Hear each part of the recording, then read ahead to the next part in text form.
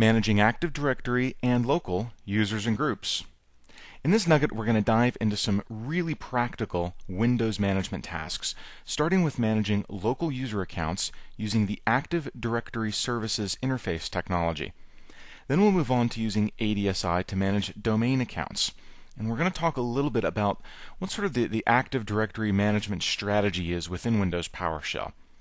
Then we're going to look at a third-party add-on from Quest Software, which is free, that allows you to manage Active Directory a little bit more effectively than the Active Directory Services interface does. We'll look at a practical example of importing a bunch of user information from a CSV file and using it to create Active Directory user accounts, and then wrap up by talking about where Windows PowerShell and Active Directory management are going in the future. Let's start by looking at local user and group management. So let's open up an instance of Windows PowerShell here. Now, this Active Directory Services Interface technology can seem like a misnomer. Instead of reading it as Active Directory Services Interface, you really should read it as Active Directory Services Interface. So when you read it that way, it sort of removes the connection to the Active Directory product, because ADSI does work with Active Directory, but that's not the only directory it works with. For example, let's say I want to retrieve the local administrator user account from a remote computer. To do that, I'm going to create a variable to store the user once I get it, and set it equal to, in square brackets, ADSI, and that's not case sensitive, and then in quotation marks, an ADSI query string. Now there's really two ADSI providers that we're going to look at. The first one is useful for getting not only domain users, but specifically for getting local users, and it's called the WinNT provider, and that is case sensitive. That'll mess you up if you're not really careful about it. Then a colon, 2 forward slashes, that's kind of important too. The name of the computer. Now you could substitute the NetBIOS name of an Active Directory name if you wanted to use this to retrieve a domain user. That'll work too. And then it's another slash. The name of the object you want, in this case administrator. Optionally, you can put a comma and the class of object. That could be user or group or maybe a printer queue or something like that. You do have the ability to manage things like that through ADSI. The reason to do that is just in case, for some crazy reason, there's a group named administrator, which is possible.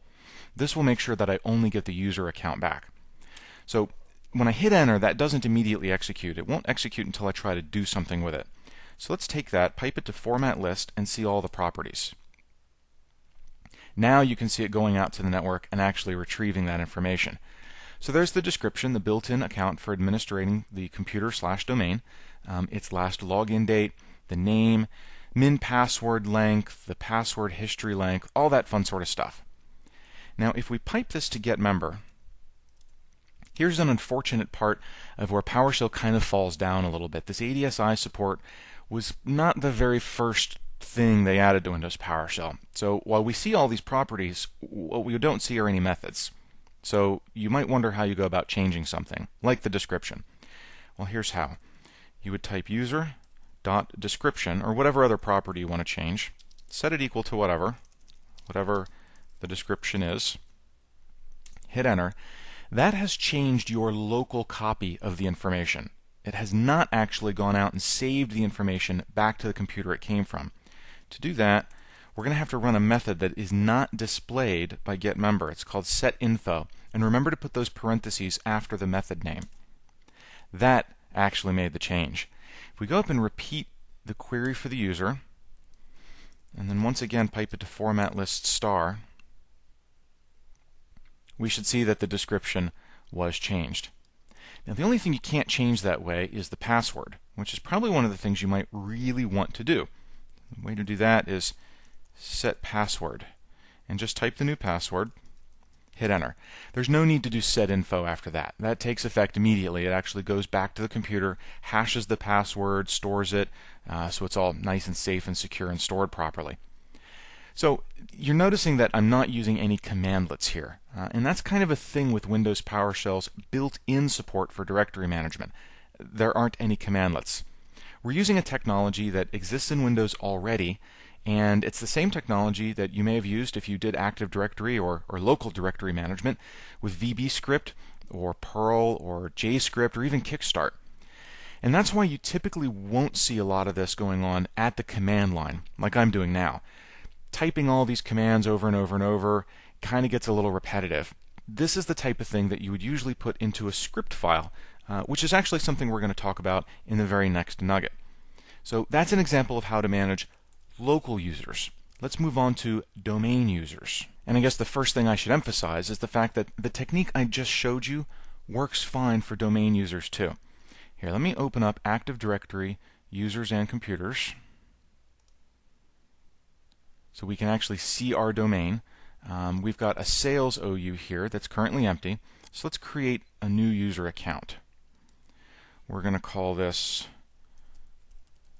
John Doe, and we'll give him the logon name of John Doe with no spaces, and we'll set a password for him, a nice strong password. Force him to change it at next logon. Okay, and there he is. Now remember, he's in the sales OU, and the name of this domain is nuggetlab.com.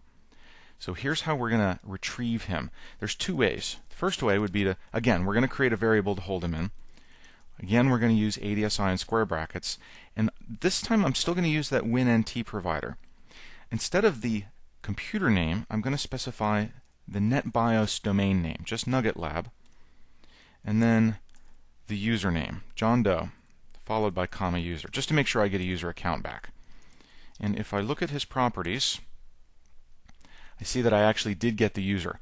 So one of the reasons to use this WinNT provider to get user accounts out of a domain is that, number one, it's backward compatible with inside AD, so you can use this older NT style technology. A benefit is that I only needed to know the user's NetBIOS logon name. I did not need to know where the user was in the domain. Now the Active Directory native way would be very similar. We're still going to use ADSI provider, but this time we're using the LDAP technology. And again, that LDAP is case sensitive. This time I need to provide the fully qualified distinguished name, or FQDN, so that I can get canonical name John Doe from the sales OU of the nuggetlab.com domain. Now we'll pipe that to format list star, and we actually got more information back this time, or at the very least we got different information. And that's because the WinNT provider is working with the backward compatible technology. It's really not seeing Active Directory as Active Directory. It's just looking at it as if it were an old style NT domain. The LDAP provider requires us to know the FQDN of the user, but the trade-off for that is it gets us a lot more information because it's working natively with the Active Directory technology. Now if I take that Active Directory user and pipe it to get member, you can see that there's a lot of information available, but again, no methods. So you do have to work slightly differently once you're inside the Active Directory native way. For example, we've got this display name property. Here's how I would change that. User.put, and I'm going to put the display name, and I'm going to change his display name to John Doe. Maybe I realized I spelled it a little bit wrong there. And again, that secret setInfo method that's not shown needs to be called. So let's see if that had any effect. I'm going to Active Directory. I'm going to need to refresh the view here. And if I pull him up, I see that his display name was changed. That set password method also works with these, so if you need to set an Active Directory user's password. Again, if this seems kind of like what you might see from a VBScript example or something else, well, that's because it's basically the exact same technology that VBScript would use to manage Active Directory. Windows PowerShell doesn't have anything more advanced or more PowerShell native built into it. This is what we've got to work with. Unfortunately, I'm not a huge fan of what PowerShell gives us. This ADSI stuff is too much like having to program. Not being able to use commandlets really reduces your ability to manage batches of users and do things a little bit more simply. It's not the PowerShell model. So I want to direct you to a website. It's called www.quest.com/PowerShell. And this is Quest software. This is a free set of add-ons. You don't even have to register for it, and you're going to want to come down to the PowerShell commands for Active Directory. Just go there, follow whatever is necessary, terms, agreements, and so forth. Get these things downloaded, get them installed right into your computer. Now, if you remember in a previous nugget, I'm going to go back into my Documents folder, look in my profile. I'm already adding that to my Windows PowerShell every single time the shell boots up. So I always have this Active Directory management capability.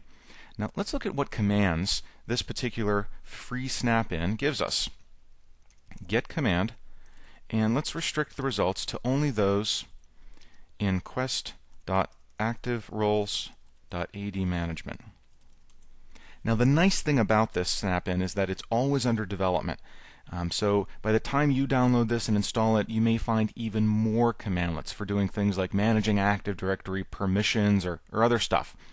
But there's some great commands built into here. This is the way I really think you're going to like managing Active Directory.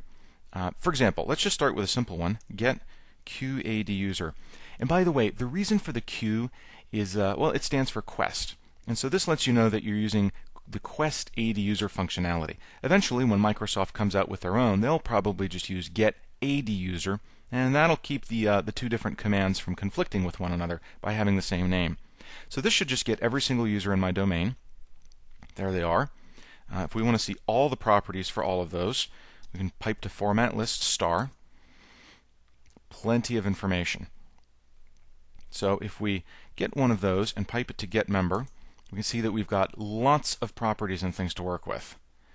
In fact, if we ask for help with get QADuser, see that there's a lot of other parameters we can attach to get specific attributes or to get all available attributes, to force it to use a global catalog server instead of just connecting to a domain controller. All kinds of different stuff we can do there. So lots of capability, nice explanation, some good examples in there too. So let's try this. Here in Active Directory, in this Tech Organizational Unit, I've created a couple of users. George here does not have anything filled in on his Organization tab, while Robert has CBT nuggets filled in for the company. So let's go back to Windows PowerShell, say get QADuser. Now we've already looked at filtering things. There's two ways I can filter this.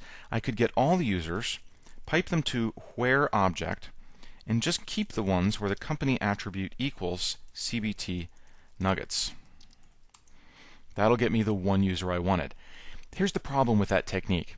In a large production domain, this is going to get all of your users and then go through them one at a time to look for the ones you specified. That's not very efficient. It's entirely possible that's going to put a noticeable load on your domain controller, or at least a small amount of additional load for potentially a long period of time. It would be a lot better if we could just tell Active Directory to just give us the users we were after. And the get QADuser command lets you do that. Just give it the attribute you're interested in and tell it the value you want. Now the filtering occurs on the domain controller, so we're only pulling over the user that we actually care about. Let's look at how to take that a step further. Let's say we want to grab everybody whose company attribute is CBT nuggets and pipe them to set QADuser, and we're going to set their city property. Now technically in Active Directory's schema, the city property's attribute name is L, stands for locality or locale, and I could just type L. But the commandlet is also smart enough to realize that inside the Active Directory users and computers interface, the text box is labeled city, and so it'll let you use that too because it's a little bit more intuitive than just -L. So let's set this to New York, and it shows me all of the users it changed. So if we go in, we see that George, which did not have a company, did not have his address changed. Robert, which did have the correct company, did have his address changed. So you can do bulk management that way really, really effectively. Let's take a look at some group management now. Let's create a new QAD group, and we're going to give it the name Nuggets, and we're going to give it the SAM account name nuggets. We're going to create it in the organizational unit, nuggetlab.com/tech, and that will create it exactly where we want it. Shouldn't need, oh well, I guess we need to tell it what type of group. What type of group do we want to make it? Let's make it a security group. And let's make the group scope, let's make it a global security group. We'll go back into Active Directory users and computers, hit refresh, and there's our group. With nobody in it right now. No members. We just created the group. Now let's do something kind of fun. Add QAD group member. What group do we want to add to? Well, we want to add to nuggetlab.com/tech/nuggets. That was the name of our group. Who do we want to add? That's the member parameter. Let's execute another command to get the users we want to add. We're going to get QAD user, everybody who's in the company, CBT nuggets. So that should retrieve our one user and add him to that group. If we go back into the group now, we can see that he was correctly added. So it's a great way to do bulk management in Active Directory in a much more PowerShell friendly sense. And remember, all of these things have help. Never be afraid to say help QAD group member, and it'll give you all the parameters and everything else, and even if you ask, some examples of how to use it. So you've got a lot of capability in there to really start managing things in a much more PowerShell native sense. Now for our last task, we're going to really put those commandlets to a practical use. Let me show you a little one-line command that I've come up with. Now I've actually saved this in a file so that it's a little bit easier to break down. This is a single one-line command. You'll notice at the end of each of these lines I've put the backtick character, which, as you'll remember, is PowerShell's escape character. So that's escaping the carriage return, telling PowerShell that although it's a carriage return, it's not the end of the line. And the only reason we're doing that is so that we can kind of lay this more complicated command out and really break it down and look at what it's doing. So the first thing is to import a CSV file called provision1.csv. All right, well, let's see what's in that guy.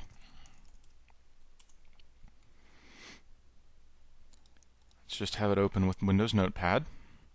And this is a CSV file we've looked at before. You can see that it's got column names like first space name, department, city, last name, logon name, job title, telephone number, country, fax, employee ID, employee status. And then there's 1, 2, 3, 4, 5, 6, 7, 8, 9 names in here. When Windows PowerShell imports these, that will create 9 objects. Each object will have properties corresponding to these column names. So each of the 9 objects will have a city property, for example. And that property will be populated with the person's city information. So we're going to import all 9 of those objects from the CSV file. For each object that we import, we're going to execute the new QAD user command. We're going to create the new user in the organizational unit nuggetlab.com/tech. The new user's name property is going to consist of the current object's first name property plus a period plus the current object's last name property. The SAM account name attribute will be set to the current object's logon name property. The city attribute will be set to the city property. The title attribute will be set to the job title property. And the department attribute will be set to the department property. So you can see how we're lining up these columns with the actual Active Directory attributes. And it's an important thing I wanted to call out because this first space name column name is not an Active Directory schema attribute name. This is the type of thing a human resources department might give you, and you have to map that to what Active Directory needs to see. Well, that's really what we're doing here. We're importing them and then using the new QAD user commandlet to map the attributes to those column names. So let's hop down into Windows PowerShell and execute create users.ps1. And just like that, all 9 users are created. We can verify it by going into Active Directory Users and Computers, refreshing the display, and there they are. By default, these were created disabled, which is sort of a security thing. Obviously, you could change that if you wanted them to be created enabled, but just, as a default to make sure you're not accidentally creating unnecessary security principles, they're created disabled by default. We can obviously enable that account if we want to, once that user's on the job, has their password, and ready to go. So this is a really great example of how PowerShell can make Active Directory management much easier once you've got the right commandlets. We could just as easily have created 500 users in just seconds. And that really goes back to the ultimate mission of Windows PowerShell. If it takes me 30 seconds to a minute to create one user in the GUI, then it takes me 500 times that to create 500 users. It might have taken me as many as 10 minutes to puzzle out this one single command, but once I've done it and saved it into a file like this, it becomes very easy to reuse that. It just takes me seconds to create new users from that point. And that's really the goal of Windows PowerShell, is to automate these real-world tasks in a way that the GUI could simply never accomplish. It may seem disappointing that Windows PowerShell doesn't have more built-in support for managing Active Directory. But let's look at this situation. Version 1 of Windows PowerShell has ADSI, which means you've got at least as good as what VBScript or Kickstart or JScript has always had. And where this eventual Windows PowerShell Active Directory support needs to come from is not in Windows PowerShell. Remember that Windows PowerShell is really just an administrative engine. It's a core for management functionality. It doesn't actually seek to manage individual bits of Windows or anything else. For example, if you want to use Windows PowerShell to manage Exchange, then you have to install the Exchange admin tools. And those had to be specifically written to live on top of Windows PowerShell. If you want to manage System Center Virtual Machine Manager, same thing. You have to install those tools, and they had to be specifically written. Well, it's unfortunate that in the Windows Server 2008 timeframe, the Active Directory team wasn't able to build on top of Windows PowerShell. But the problem is that by the time Windows PowerShell came along, Windows Server 2008 was already well into its development cycle. There simply wasn't time. Well, we do know that for the next version of Windows, the Active Directory team is building commandlets for Windows PowerShell, and that's when you'll really get the Microsoft-supported official PowerShell native way of managing Active Directory using Windows PowerShell, once those commandlets are available. And over time, more and more pieces of Windows, such as DNS and IIS and most other components, will be built in the same way. So right now we're just kind of in this transition phase, and the PowerShell team tried to give us the technology that they could to leverage something that was existing so that we could do Active Directory management tasks. And in the meantime, the folks at Quest Software decided to sort of fill the gap by providing a set of commandlets that do allow for fairly robust Active Directory management capabilities before we actually get those full built-in utilities and tools right from the Active Directory team themselves. So the future is bright. What we have for managing Active Directory in PowerShell now might not seem like it's the full-fledged thing, but that's because we're in that interim phase, and we will get all the support we need. Just hang in there. And in the meantime, we can still do quite a bit. Being able to create a bunch of users from a CSV file using a single command line is not too shabby. In this nugget, we looked at managing users and groups, both in Active Directory and on local computers. We started by focusing on local accounts and looking at how those can be managed using the Active Directory Services interface. We also looked at using that same ADSI technology for domain accounts, but found that it's a little awkward, and really the procedures are sort of a holdover from the VBScript days.